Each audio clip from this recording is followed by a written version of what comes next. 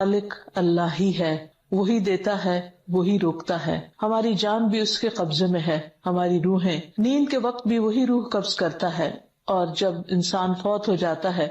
تو بھی ہماری روح اسی کے قبضے میں ہوتی ہے. اگر دیکھا جائے تو زمین و آسمان کی جتنی بھی چیزیں ہیں سب کا مالک وہی ہے، کیونکہ خالق وہی ہے، اور ہر چیز پر اسی کا حکم چلتا ہے، اور اس کے سوا کوئی اس کے حکم میں اس کے ساتھ شریک نہیں ہے. تو حقیقت یہ ہے کہ اللہ سبحانہ تعالیٰ ہی اپنی خاص مصلحت اور حکمت کی وجہ سے انسانوں کی زندگی میں تنگی لاتا ہے، اور پھر جب چاہے اس میں کشادگی پیدا کر دیتا ہے، وسعت پیدا کر دیتا ہے، اور جس کے لیے چاہتا ہے، کیونکہ اس کی حکمت اور اس کا علم وسیع ہے، ہر چیز پر چھایا ہوا ہے. بعض اوقات انسان کی زندگی میں کوئی غم آ جاتا ہے، دل تنگ ہونے لگتا ہے، یا کبھی حالات ایسے ہوتے ہیں کہ یوں لگتا ہے جیسے زمین تنگ ہو گئی ہے، ہر چیز میں مشکل اور پریشانی آ گئی ہے. بظاہر انسان کو ان تمام چیزوں میں اپنے لیے بہت تکلیف محسوس ہوتی ہے، لیکن حقیقت یہ ہے کہ اس کے پیچھے بھی کوئی بڑی مصلحت کار فرما ہوتی ہے. بعض اوقات انسان کی اصلاح مطلوب ہوتی ہے، بعض اوقات انسان کے درجات میں بلندی اللہ سبحانہ تعالیٰ نے لکھ رکھی ہوتی. انسان کبھی اپنے نیک عمل کی وجہ سے اس مقام تک نہیں پہنچ سکتا جو اللہ تعالیٰ نے اس کے لیے لکھ رکھا ہوتا ہے. ایسے میں انسان کی زندگی میں کوئی نہ کوئی ایسی آزمائش آ جاتی ہے جس پر وہ صبر کرتا ہے، اللہ تعالیٰ کی رضا پر راضی رہتا ہے، اور اس طرح اس کے درجات بلند ہونے لگتے ہیں. لیکن انسان کو ہمیشہ اس بات پر یقین رکھنا چاہیے کہ جو کچھ بھی ہوتا ہے وہ اللہ سبحانہ تعالیٰ کی حکمت اور مصلحت کے تحت ہوتا ہے، اور ایسا کرنا سراسر عدل پر مبنی ہے. اگر وہ کسی کو وسعت کے بعد تنگی دیتا ہے تو یہ اس کا ظلم نہیں ہے، یہ اس کا اپنا فیصلہ ہے، کیونکہ وسعت دینے والا بھی وہی ہے اور تنگی لانے والا بھی وہی ہے. وہ جس کے حق میں جو بھی فیصلہ کرتا ہے وہ نیکی اور بھلائی ہی کا کرتا ہے، اور بندوں کے لیے جس میں سے وہ خیر سمجھتا ہے اور اپنا فضل وہ ان کے لیے عام کر دیتا ہے.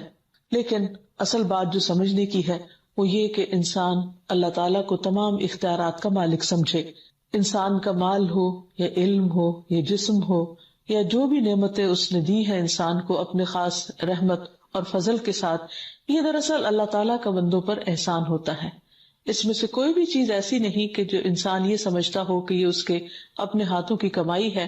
یا وہ ان تمام چیزوں پر حق رکھتا ہے. اگر انسان کو اللہ تعالیٰ نہ دینا چاہے تو یہ بھی اس کا سراسر عدل پر مبنی فیصلہ ہے، کیونکہ ہر چیز کا اصل مالک وہ خود ہے.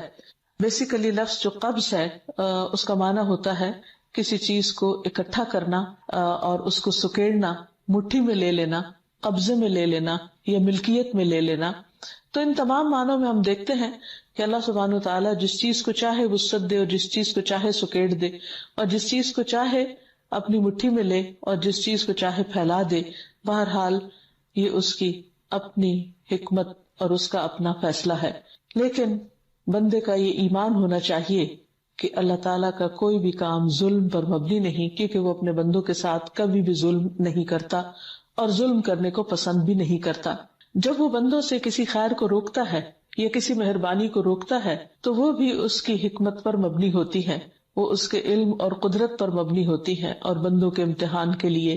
اور اس سے یہ بھی پتہ چلتا ہے کہ اللہ تعالیٰ ہر چیز پر قادر ہے اور اصل طاقت اسی کی ہے. ایک روایت میں آتا ہے کہ رسول اللہ صلی اللہ علیہ وسلم نے فرمایا، اللہ تعالیٰ فرماتا ہے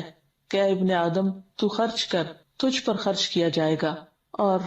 آپ نے یہ بھی فرمایا کہ اللہ تعالیٰ کا دایاں ہاتھ بھرا ہوا ہے اور رات دن کی فیاضی سے اس میں کمی واقع نہیں ہوتی. کیا تم دیکھتے نہیں کہ اس نے آسمان و زمین کی پیدائش سے لے کر اب تک کتنی فیاضی کی ہے، وہ دن رات دیتا ہی چلا جا رہا ہے، لیکن اس کے ہاتھ میں کوئی کمی واقع نہیں ہوئی. اور پھر فرمایا کہ اللہ تعالیٰ کا عرش پانی پر تھا اور اس کے دوسرے ہاتھ میں روکنے کی قدرت ہے، جسے چاہتا ہے بلند کرتا ہے اور جسے چاہتا ہے پست کر دیتا ہے. یعنی اس حدیث سے 2-3 باتیں پتہ چلتی ہیں. ایک بات تو یہ پتہ چلتی ہے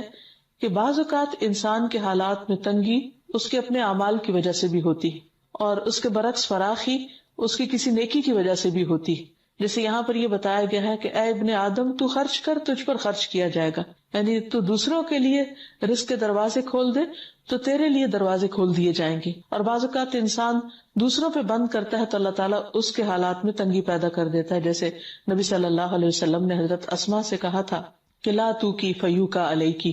تو مت روکنا ورنہ تم پر روک دیا جائے گا، یعنی دوسروں کے ساتھ خیر اور بھلائی اور فیاضی کا معاملہ کرتے رہو۔ دوسری بات یہ ہے کہ اللہ سبحانہ وتعالیٰ بعض اوقات ایک شخص کو زیادہ دیتا ہے اور بعض اوقات اس سے روک کر دوسرے کو زیادہ دیتا ہے،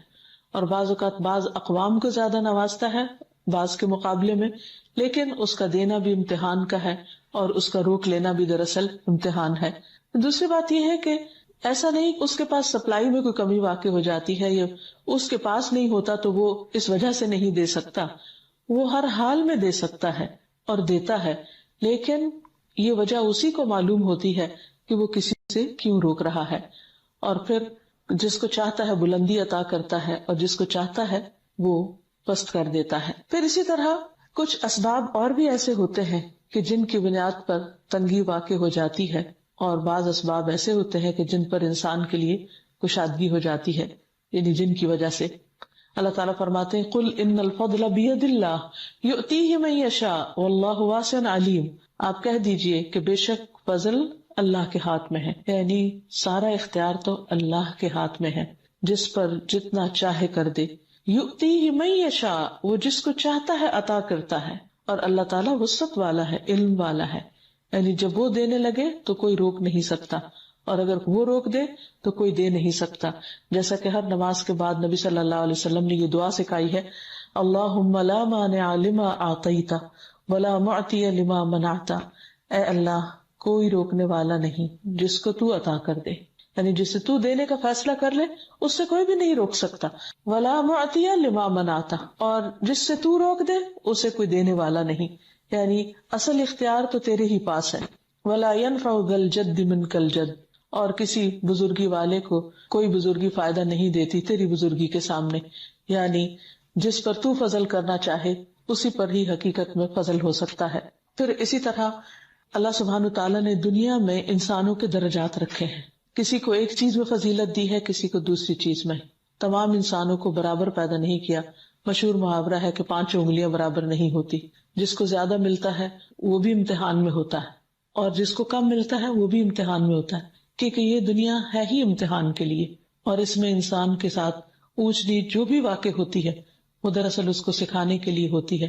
اور اللہ سبحانہ تعالیٰ کی طرف پلٹانے کے لیے۔ قرآن مجید میں اللہ تعالیٰ فرماتے ہیں وَنَبْلُوكُمْ بِالْخَيْرِ وَالشَّرِّ فِتْنَةً، کہ ہم تمہیں اچھے برے حالات کے ساتھ آزماتے رہیں گے، یعنی کبھی انسان کے اوپر وسعت ہوگی اور کبھی تنگی ہوگی، یہ تنگی جسم میں، مال میں، علم میں اور انسان کے احساسات اور جذبات کے اعتبار سے ہے۔ پھر اسی طرح ساتھ یہ بھی بتا دیا گیا کہ اس تنگی کو دور کرنے کا طریقہ کیا ہے اور اس سے نجات کیسے ہو، جیسے انسان کے بعض اعمال انسان پر تنگی لاتے ہیں، اسی طرح بعض اعمال انسان کے لیے وسعت بھی لاتے ہیں۔ اللہ سبحانہ تعالیٰ فرماتے ہیں من ذا الذی یقرض اللہ قرضا حسنا فیضاعفہ لہ اضعافا کثیرہ واللہ یقبض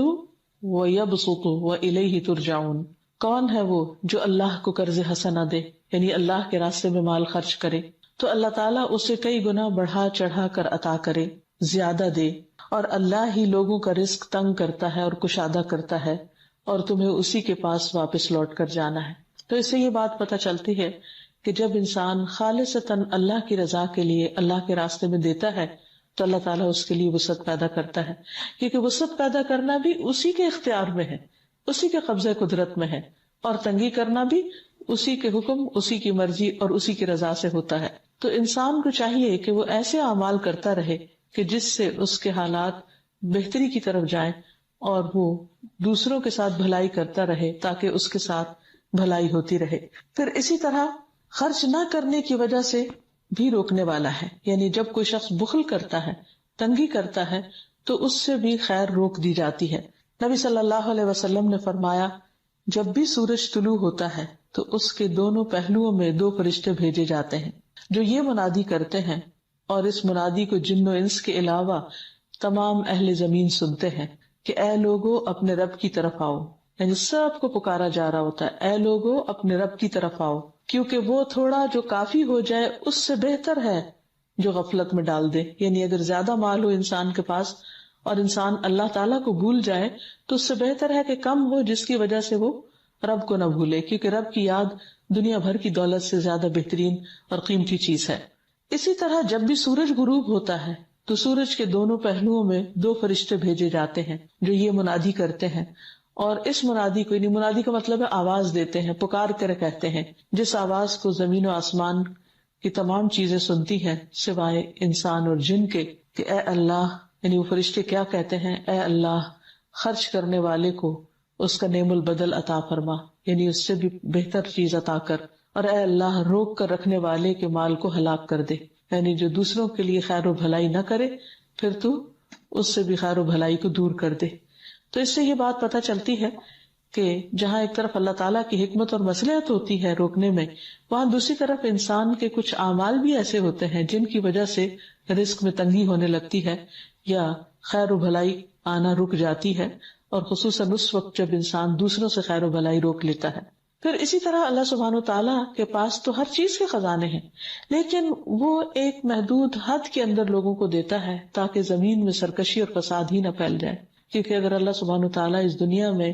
ہر ایک کو انلمیٹڈ دے دے تو پھر زمین اس سے بھی زیادہ فساد سے بھر جائے، جس سے جو آج ہم دیکھتے ہیں۔ قرآن پاک میں اللہ تعالیٰ فرماتے ہیں سورۃ الشورى آیت نمبر 27 میں، وَلَوْ بَسَطَ اللَّهُ الرِّزْقَ لِعِبَادِهِ لَبَغَوْا فِي الْأَرْضِ وَلَكِنْ يُنَزِّلُ بِقَدَرٍ مَا يَشَاءُ إِنَّهُ بِعِبَادِهِ خَبِيرٌ بَصِيرٌ۔ اور اگر اللہ اپنے سب بندوں کو وافر رزق عطا کر دیتا تو وہ زمین میں سرکشی سے ادھم مچا دیتے، مگر وہ ایک اندازے سے جتنا چاہتا ہے نازل کرتا ہے، یقیناً وہ اپنے بندوں سے باخبر ہے، انہیں دیکھ رہا ہے۔ یعنی اللہ سبحانہ وتعالیٰ کو یہ معلوم ہے کہ کس بندے کو، کس قوم کو کیا دیا جانا چاہیے تاکہ وہ دنیا میں بھلے طریقے سے جی سکیں، کیونکہ بعض نعمتوں کا اضافہ انسانوں کے اندر سرکشی پیدا کر دیتا ہے۔ اسی طرح بعض اوقات اللہ تعالیٰ بطور سزا بھی بعض نعمتوں کو سلب کر لیتا ہے، یعنی انسان سے واپس لے لیتا ہے، جس میں قرآن مجید میں 2 باغ والوں کا قصہ بتایا گیا ہے، جن میں سے ایک کو اپنے باغ پر تکبر تھا اور اس وجہ سے وہ دوسرے اپنے ساتھی کو یا کسی اور انسان کو انسان نہیں سمجھتا تھا، تو اللہ تعالیٰ نے بطور سزا اس کے باغ کو ویران کر دیا۔ تو اس کیفیت کو اللہ سبحانہ وتعالیٰ نے کچھ یوں بیان کیا ہے کہ وَأُحِيطَ بِثَمَرِهِ فَأَصْبَحَ يُقَلِّبُ كَفَّيْهِ عَلَى مَا أَنفَقَ فِيهَا وَهِيَ خَاوِيَةٌ عَلَى عُرُوشِهَا وَيَقُولُ يَا لَيْتَنِي لَمْ أُشْرِكْ بِرَبِّي أَحَدًا۔ اور اس کا سارا پھل مارا گیا، یعنی سارا باغ تباہ ہو گیا، کیونکہ وہ سمجھتا تھا کہ یہ کبھی ختم نہیں ہو سکتا، اور اس بنا پر وہ کسی اور کو انسان نہیں سمجھتا تھا، یعنی تکبر کا شکار تھا۔ تو اس نے اس حال میں صبح کی کہ اپنی ہتھیلیاں ملتا رہا، یعنی اسے سخت ریگریٹ ہوا اور ندامت ہوئی کہ اس کی سوچ غلط تھی، اور اس پر جو اس نے اس میں خرچ کیا تھا، کہ جو بھی اس نے انویسٹ کیا وہ سارے کا سارا مارا گیا، اور وہ اپنی چھتوں سمیت گرا ہوا تھا اور کہتا تھا اے کاش میں اپنے رب کے ساتھ کسی اور کو شریک نہ کرتا۔ پھر اسی طرح ایک اور قصہ بھی ملتا ہے سورۃ القلم میں، اللہ تعالیٰ فرماتے ہیں اِنَّا بَلَوْنَاهُمْ كَمَا بَلَوْنَا أَصْحَابَ الْجَنَّةِ، ان مکہ والوں کو ہم نے اسی طرح آزمایا ہے جیسے باغ والوں کو آزمایا۔ اِذْ أَقْسَمُوا لَيَصْرِمُنَّهَا مُصْبِحِينَ وَلَا يَسْتَثْنُونَ فَطَافَ عَلَيْهَا طَائِفٌ مِّن رَّبِّكَ وَهُمْ نَائِمُونَ فَأَصْبَحَتْ كَالصَّرِيمِ۔ جب انہوں نے قسمیں کھائیں کہ وہ صبح سویرے ہی باغ کا پھل حاصل کر لیں گے، توڑ لیں گے، اور وہ کوئی بھی استثناء نہیں کر رہے تھے، وہ سمجھ رہے تھے کہ صبح پہنچ کر وہ سارا پھل ہمارے کنٹرول میں ہے اور ہم اس کو لے لیں گے۔ پھر آپ کے رب کی طرف سے ایک آفت اس باغ پر پھر گئی جبکہ وہ بھی سوئے ہوئے تھے، اور باغ یوں ہو گیا جیسے کٹی ہوئی کھیتی۔ اصل میں وہ کسی اور کو اس خیر میں شریک نہیں کرنا چاہتے تھے، یتیموں اور مسکینوں کو نہیں دینا چاہتے تھے، اس لیے رات کے اندھیرے میں ہی پورے باغ کا پھل توڑ کر پورا فائدہ اٹھانا چاہتے تھے۔ تو انسان بعض اوقات اللہ تعالیٰ اس کو کوئی اختیار دیتا ہے تو وہ یہ سمجھنے لگتا ہے کہ شاید اللہ تعالیٰ کے اختیارات بھی اس کے پاس آ گئے ہیں اور وہ جو چاہے کر سکتا ہے، تو پھر انسان کی آزمائش وہیں سے شروع ہو جاتی ہے۔ ہمیشہ انسان کے پاس جو کچھ بھی ہو اسے یہی سوچنا چاہیے کہ یہ سب اللہ تعالیٰ کا ہے، اسی کا دیا ہوا ہے، اور میرے پاس ایک امانت ہے۔ وہ یہ دیکھ رہا ہے کہ میں اس کو پا کر کرتا کیا ہوں۔ اور اگر انسان تکبر کا شکار ہو یا یہ سمجھے کہ اس مال میں یا جو بھی اس کو صلاحیت ملی ہے، خائل میں یا کچھ بھی اور، کسی اور کا کچھ حصہ نہیں، تو اللہ تعالیٰ دنیا میں ہی بندے کو آزما لیتا ہے۔ اور یہ تو ایک حقیقت ہے کہ اللہ تعالیٰ نے اعلان کر رکھا ہے کہ لَإِن شَكَرْتُمْ لَأَزِيدَنَّكُمْ، اگر تم شکریہ ادا کرو گے اللہ کا بھی اور بندوں کا بھی تو تمہیں نعمتیں اور زیادہ دوں گا۔ وَلَئِن كَفَرْتُمْ، اور اگر تم نے ناشکری کی ان عذابی لشدید، تو میرا عذاب بھی بہت سخت ہے۔ اور اس سلسلے میں قرآن مجید میں ایک مشہور واقعہ آتا ہے قوم سبا کا، کہ جو بہت ہی مالدار قوم تھی۔ کہا جاتا ہے کہ ان کی انگیٹھیوں میں عود کی لکڑیاں جلتی تھی، جو انتہائی مہنگی قسم کی خوشبو ہے، لیکن اس پر وہ اپنے کھانے پکاتے تھے اور اسے عام استعمال میں لاتے تھے، کیونکہ بکثرت ان کو وہاں میسر تھی۔ تو اللہ تعالیٰ فرماتے ہیں کہ لَقَدْ كَانَ لِلسَّبْعٍ فِي مَسْكَنِهِمْ آيَةٌ جَنَّتَانِ عَنْ يَمِينٍ وَشِمَالٍ كُلُوا مِن رِّزْقِ رَبِّكُمْ وَاشْكُرُوا لَهُ بَلْدَةٌ طَيِّبَةٌ وَرَبٌّ غَفُورٌ فَعَارَضُوا فَأَرْسَلْنَا عَلَيْهِمْ سَيْلَ الْعَرِمِ وَبَدَّلْنَاهُمْ بِجَنَّتَيْهِمْ جَنَّتَيْنِ ذَوَاتَيْ أُكُلٍ خَمْطٍ وَأَثْلٍ وَشَيْءٍ مِّن سِدْرٍ قَلِيلٍ ذَلِكَ جَزَيْنَاهُمْ بِمَا كَفَرُوا وَهَلْ نُجَازِي إِلَّا الْكَفُورَ۔ قوم سبا کے لیے ان کے مسکن ہی میں ایک نشانی موجود تھی، یعنی جہاں وہ رہتے تھے وہیں ایک نشانی تھی۔ اس مسکن کے دائیں اور بائیں 2 باغ تھے۔ ہم نے انہیں کہا تھا کہ اپنے رب کا دیا ہوا رزق کھاؤ اور اس کا شکر ادا کرو۔ پاکیزہ اور ستھرا شہر یعنی رہنے کے لیے، اور معاف کرنے والا رب۔ مگر ان لوگوں نے سرتابی کی، سرکشی کی، تو ہم نے ان پر زور کا سیلاب چھوڑ دیا اور ان کے دونوں باغوں کو 2 ایسے باغوں میں بدل دیا جن کے میوے بدمزہ تھے، اور ان میں کچھ پیلو کے درخت تھے، کچھ جھاؤ کے تھے، یعنی اجاڑ قسم کے درخت، اور تھوڑی سی چند بیریاں تھی۔ ہم نے یہ سزا انہیں ان کی ناشکری کی وجہ سے دی تھی، اور ہم ناشکروں کو ایسا ہی بدلہ دیا کرتے ہیں۔ یعنی جو لوگ اللہ کی نعمتیں پا کر اللہ تعالیٰ کا شکر ادا نہیں کرتے، اللہ تعالیٰ کی طرف نہیں پلٹتے، اللہ کے بندوں کے ساتھ خیر اور بھلائی کا معاملہ نہیں کرتے، تو اللہ تعالیٰ دنیا میں ہی ان کو آزما لیتا ہے، اور بعض اوقات ان کے تکبر اور غرور کی سزا ان کو دنیا میں ہی مل جاتی ہے۔ اسی طرح بعض اوقات اللہ سبحانہ وتعالیٰ کی طرف سے افراد پر بھی آزمائشیں آ جاتی ہیں جب وہ اللہ تعالیٰ کی نافرمانی کرتے ہیں یا اللہ تعالیٰ کے دی ہوئی صلاحیتوں کو صحیح طور پر استعمال نہیں کرتے۔ ایک آدمی رسول اللہ صلی اللہ علیہ وسلم کی خدمت میں بیٹھا ہوا تھا اور کھانے کا وقت تھا۔ جب کھانا شروع ہوا تو اس نے بائیں ہاتھ سے کھانا شروع کیا۔ آپ صلی اللہ علیہ وسلم نے فرمایا کہ دائیں ہاتھ سے کھاؤ۔ اس نے کہا کہ میں اس کی استطاعت نہیں رکھتا، میں نہیں کھا سکتا۔ آپ نے فرمایا تم کھا بھی نہیں سکو گے۔ اس کو صرف تکبر نے روکا تھا، ایسا نہیں تھا کہ وہ کھا نہیں سکتا تھا، اس نے اس کو اپنی شان کے خلاف سمجھا۔ راوی کہتے ہیں کہ اس کے بعد اس کا دایاں ہاتھ کبھی بھی اس کے منہ تک نہیں پہنچا، یعنی اللہ تعالیٰ نے اس سے وہ صلاحیت لے لی، روک لی، قبض کر لی۔ پھر اسی طرح بعض اوقات اللہ تعالیٰ انسان سے دیگر نعمتیں بھی لے لیتا ہے، مثلا صحت کی نعمت، اور اس میں انسان کا بعض اوقات امتحان بھی ہوتا ہے۔ سعید کہتے ہیں کہ میں سلمان کے ساتھ کندہ کے ایک مریض کی عیادت کے لیے گیا۔ جب وہ مریض کے پاس آئے تو انہوں نے کہا خوش ہو جاؤ، مومن کے مرض کو اللہ تعالیٰ کفارہ اور اپنی رضا کا سبب بنا دیتے ہیں، اور فاجر کا مرض ایسا ہے جیسے اونٹ کے اس کے مالک نے اسے باندھ دیا اور اس کے بعد چھوڑ دیا، اور اسے خبر نہیں کہ کیوں باندھا اور کیوں ہنکا دیا۔ یعنی مومن کے لیے صحت کا جانا ایک امتحان ہے، لیکن فاجر اور نافرمان شخص کے لیے اس صحت کا جانا، اس کو یہ بھی نہیں پتا ہوتا کہ یہ میرے ساتھ ہوا کیوں ہے۔ لیکن ہمیشہ انسان کو اس بات سے ڈرتے رہنا چاہیے کہ اس کی نعمتیں چلی نہ جائیں۔ نعمتوں میں صاحب علم لوگوں کا دنیا میں ہونا بھی ایک اللہ تعالیٰ کی بہت بڑی عنایت ہے، لیکن ایک وقت ایسا آئے گا کہ حدیث میں آتا ہے کہ جب اچھے لوگ اٹھا لیے جائیں گے اور ایک کے بعد ایک عالم ختم ہوتے جائیں گے، ان کی روح قبض کرتے چلے جائیں گے، اور دنیا میں صرف کھجور کے چھلکوں کی طرح گھٹیا لوگ رہ جائیں گے جن کی اللہ تعالیٰ کو کوئی بھی پرواہ نہ ہوگی۔ پھر اسی طرح یہ ہے کہ اللہ تعالیٰ تمام روحوں کا بھی قبض کرنے والا ہے، لہٰذا جب کوئی انسان فوت ہو جائے تو اس پر بھی انسان کو اللہ تعالیٰ کے فیصلوں کو خوشی سے قبول کرنا چاہیے، کیونکہ کوئی بھی اور موت دینے والا نہیں سوائے اللہ، اور انسان کی پیدائش سے پہلے ہی اس کی موت کا وقت بھی لکھا ہوتا ہے۔ اس لیے جب کوئی عزیز قریبی رشتہ دار فوت ہو جائے اور جس کی وفات بہت بڑے صدمے کا سبب ہو، تو اس وقت اللہ تعالیٰ کی یہ صفت یاد کر لینی چاہیے کہ اس کی روح کو قبض کرنے والا، اس کی زندگی کو ختم کرنے والا اللہ ہی ہے، جو رب العزت ہے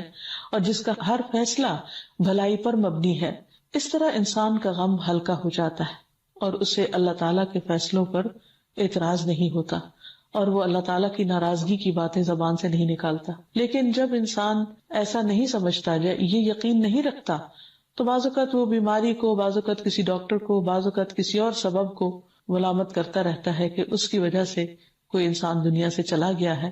ٹھیک ہے، ہر چیز اسباب کے پردے میں ہوتی ہے، لیکن انسان کو یہ یاد رہے کہ اصل میں زندگی اللہ تعالیٰ کی ایک نعمت ہے، جب تک وہ چاہے عطا کرے اور جب چاہے لے لے، اور کوئی بھی چیز اس کے جانے کا بہانہ بن جائے۔ اب یہ ہے کہ کسی بھی چیز کو قبض کرنا، اپنی مٹھی میں لینا، اس کو واپس لے لینا، یہ اللہ سبحانہ وتعالیٰ کی ایک صفت ہے، لیکن کس طرح یہ کام ہوتا ہے، اس کا طریقہ کیا ہے، اس کو ہم نہیں جانتے، یعنی ہم اس کی کیفیت نہیں بتا سکتے۔ اسی طرح کسی چیز کے ساتھ ہم اس کو تشبیہ نہیں دے سکتے، اور نہ ہی ہم اس کا انکار کر سکتے ہیں، کیونکہ جو چیزیں اللہ تعالیٰ نے اپنے بارے میں خود بتا دی ہیں، ہماری ذمہ داری یہ ہے کہ ہم ان پر ایمان لانے والے ہوں۔ اگر اللہ تعالیٰ مٹھی کا ذکر کرتے ہیں یا اپنے ہاتھ کا ذکر کرتے ہیں تو ہم اس پر ایمان رکھتے ہیں کہ ہاں، اس کا ہاتھ اور اس کی مٹھی جیسے اس کے جلال اور شان کے لائق ہے وہ ویسی ہی ہے، اور اسی طرح ہم اس کو مانتے ہیں۔ اور اس کا ذکر متعدد آیات اور احادیث وغیرہ میں بھی ہوتا ہے۔ مثلا اللہ سبحانہ وتعالی نے آدم علیہ السلام کی تخلیق کا ذکر کرتے ہوئے قرآن مجید میں فرمایا، قال یا ابلیس ما منعک ان تسجد لما خلقت بیدی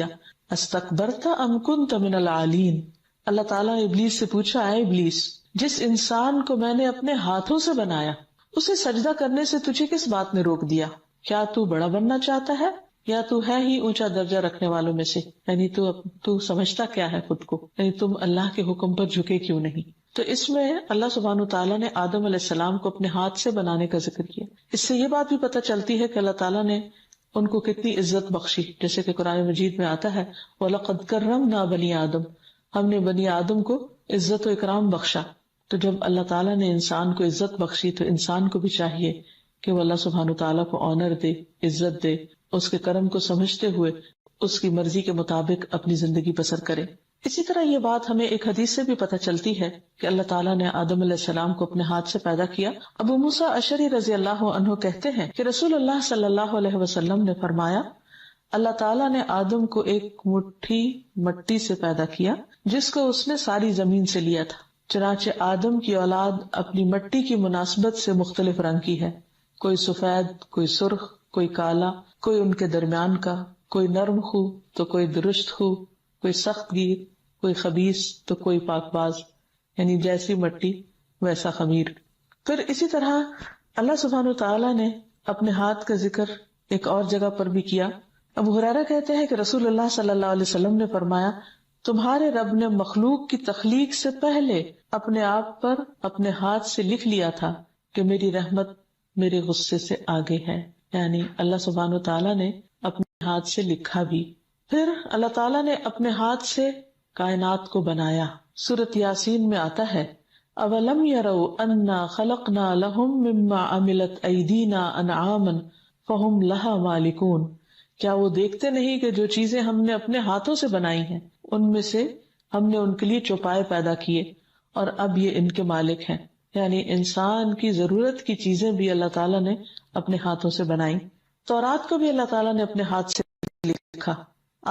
موسیٰ علیہ السلام کو، کہ اللہ تعالیٰ نے آپ کو ہم کلامی کے لیے چنا اور آپ کے لیے اپنے ہاتھ سے تورات لکھی، یعنی آپ کو یہ اعزاز بخشا۔ پھر اسی طرح بندوں کے دل اللہ کی انگلیوں کے درمیان ہیں، اس سے بھی اللہ تعالیٰ کے ہاتھ کا اس بات ہوتا ہے۔ پھر اسی طرح اللہ تعالیٰ بہترین صدقے کو، یہ جو طیب مال سے صدقہ دیا جاتا ہے، اس کو اپنی ہتھیلی پر رکھتا ہے۔ حدیث میں آتا ہے، آپ صلی اللہ علیہ وسلم نے فرمایا، جو شخص پاکیزہ مال میں سے جو بھی صدقہ کرتا ہے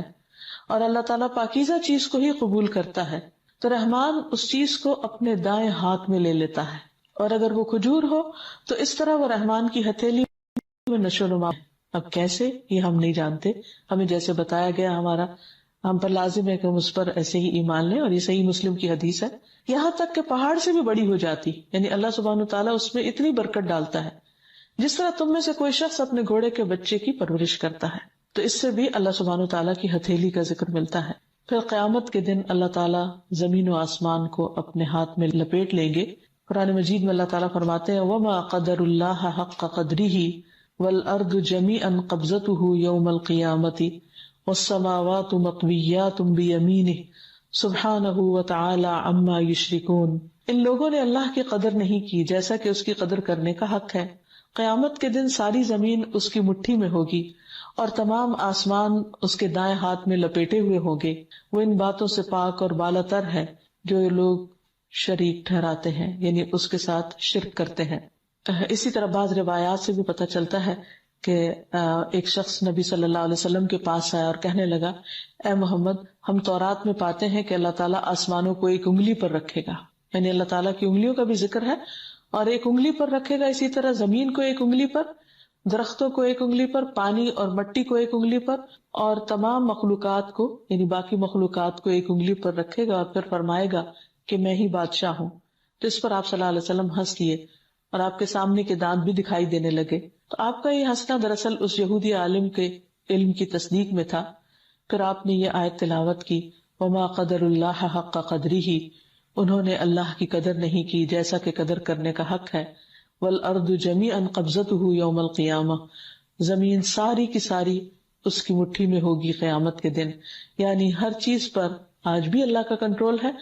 اور کل قیامت کے دن بھی اللہ سبحانہ وتعالیٰ ہی کا کنٹرول ہوگا۔ پھر اسی طرح ایک اور روایت میں آتا ہے کہ رسول اللہ صلی اللہ علیہ وسلم جب منبر پر تھے تو اس وقت یہ بات سب لوگوں کو بتا رہے تھے کہ اللہ جبار اپنے آسمان اور زمین کو ہاتھ میں لے لیں گے، یعنی قیامت کے دن، اور مٹھی بند کی اور اسے کھولنے لگے، پھر فرمائیں گے میں ہوں جبار، کہاں ہے جبار، کہاں ہے تکبر کرنے والے۔ راوی کہتے ہیں کہ رسول اللہ صلی اللہ علیہ وسلم دائیں اور بائیں جھک رہے تھے،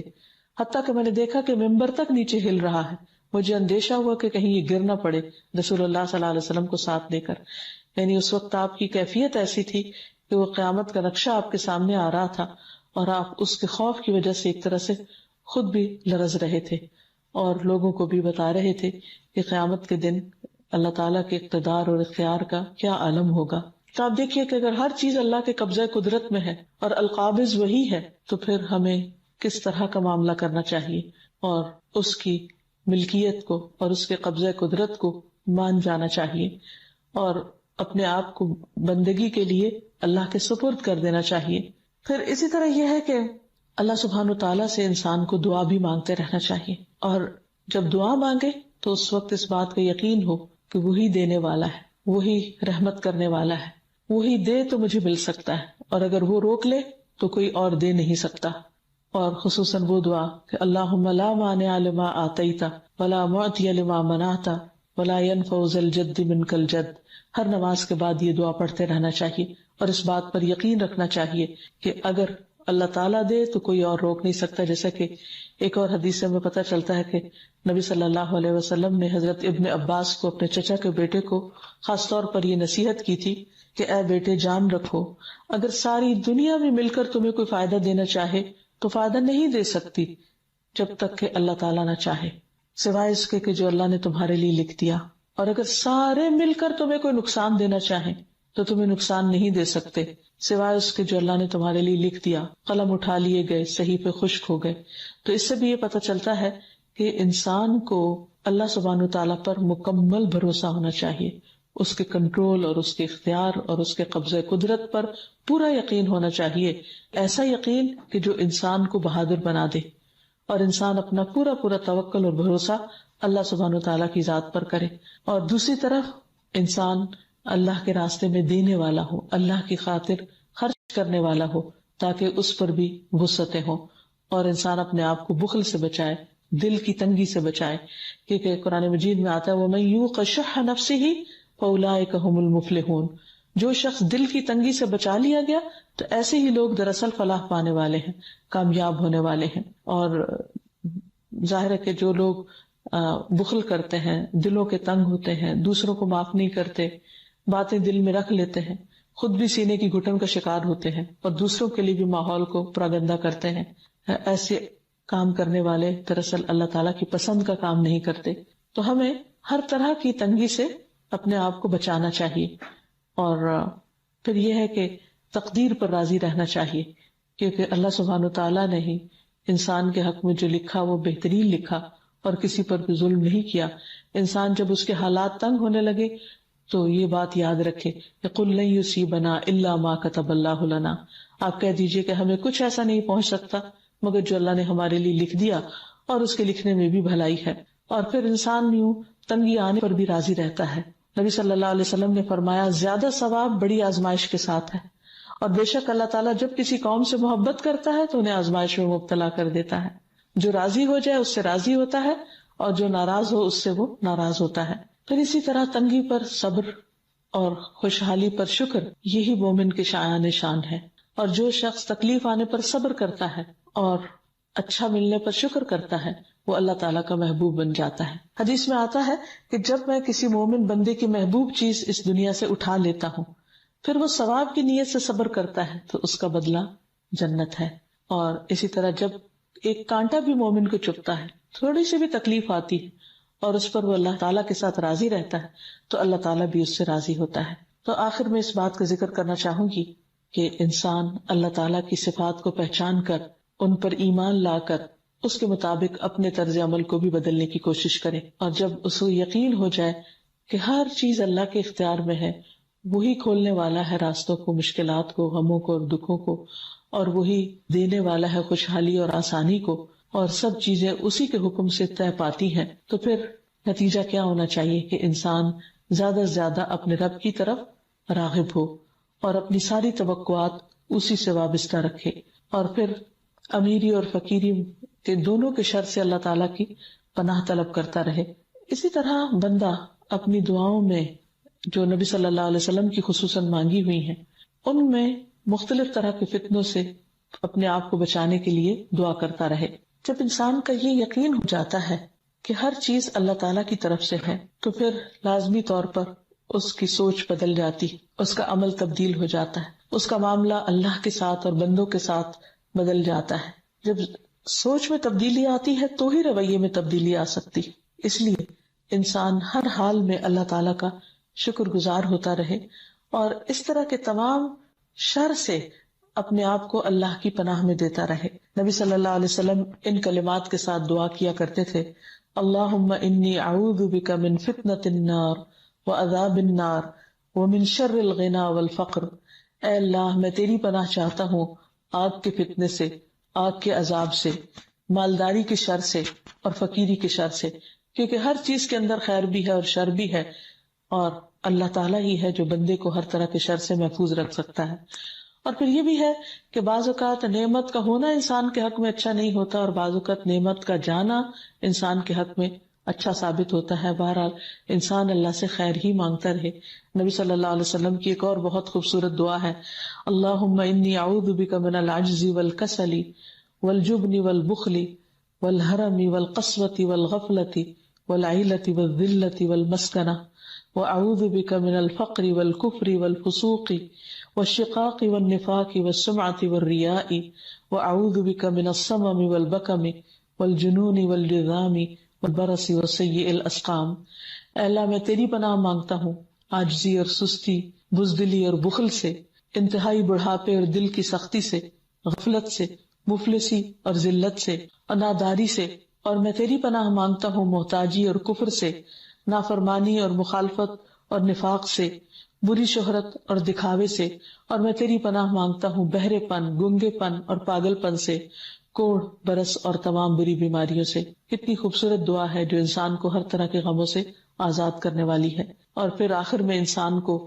یہ دعا مانگنی چاہیے کہ اللہ تعالیٰ کسی آزمائش کے بغیر ہی موت دینا، اور ہم مرتے وقت تیرے ہی پسندیدہ دین سے اور تجھے راضی کر کے ہی دنیا سے جائیں. تو بہرحال یہ تھی اللہ سبحانہ تعالیٰ کی صفت القابض، کہ اللہ ہی ہے جو ہر چیز پر مکمل کنٹرول رکھتا ہے، وہی تنگی لاتا ہے، وہی وسعت لاتا ہے. اس سے خیر کی امید رکھتے ہوئے اسے پکارتے رہیں. اللہ تعالیٰ ہم سب کا حامی و ناصر ہو. وآخر دعوانا ان الحمد للہ رب العالمین. السلام علیکم ورحمۃ اللہ وبرکاتہ. حقیقت میں اگر دیکھا جائے تو ہر چیز کا مالک اللہ ہی ہے، وہی دیتا ہے، وہی روکتا ہے. ہماری